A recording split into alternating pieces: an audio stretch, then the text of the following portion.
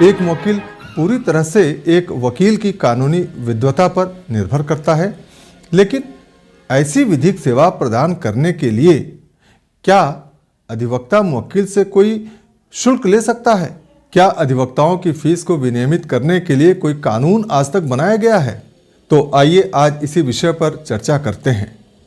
Bombay high court ने वर्ष 2021 में कंगना रनौत बनाम बॉम्बे म्यूनिसिपल कॉरपोरेशन के मामले में बीएमसी द्वारा सीनियर एडवोकेट को दी गई मोटी फीस के संबंध में दायर एक याचिका को केवल इस आधार पर खारिज कर दिया कि अधिवक्ताओं को भुगतान की जाने वाली फीस को विनियमित करने के लिए कोई कानून नहीं बनाया गया है।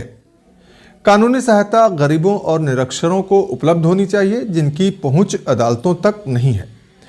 एक वकील को उन लोगों की मदद करनी चाहिए जिन्हें वास्तव में कानूनी प्रतिनिधित्व की आवश्यकता है, लेकिन इसके लिए एक संतुलन बनाए रखना ही एकमात्र उपाय है, क्योंकि यह पेशा एक वकील की आजीविका होती है। बार काउंसिल ऑफ इंडिया के नियमों के अध्याय 2 भाग 6 नियम 11 में कहा गया है कि एक वकील बिना किसी वैध कारण के मुवक्किल से ब्रीफ लेने से इनकार नहीं कर सकता है। एक अधिवक्ता को ऐसी फीस लगानी चाहिए जो बार में उसके खड़े होने और मामले की प्रकृति के साथी अधिवक्ताओं द्वारा ली जाने वाली फीस के बराबर हो।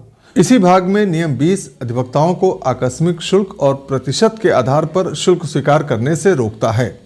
इसमें कहा गया है कि एक वकील मुकदमेबाजी के परिणामों पर आकस्मिक शुल्क निर्धारित नहीं करेगा, यानी कोई वकील अपनी फीस इस आधार पर नहीं तय कर सकता है कि मुकदमा जीतने के बाद जो लाभ मुवक्किल को प्राप्त होगा उसका 10% या कोई अन्य प्रतिशत या उसमें से कोई हिस्सा फीस के तौर पर लिया जाएगा, या मुकदमा जीतने की गारंटी के लिए फीस नहीं तय करना चाहिए।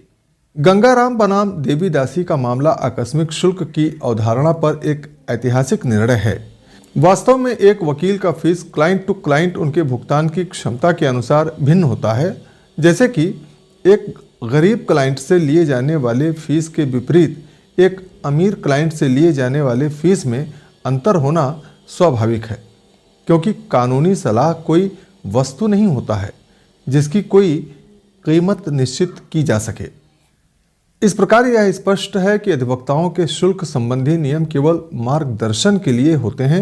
इन नियमों के तहत अधिवक्ताओं द्वारा वसूले जाने वाले फीस पर कोई रोक नहीं है। तो ये थी अधिवक्ता की फीस से संबंधित जानकारी।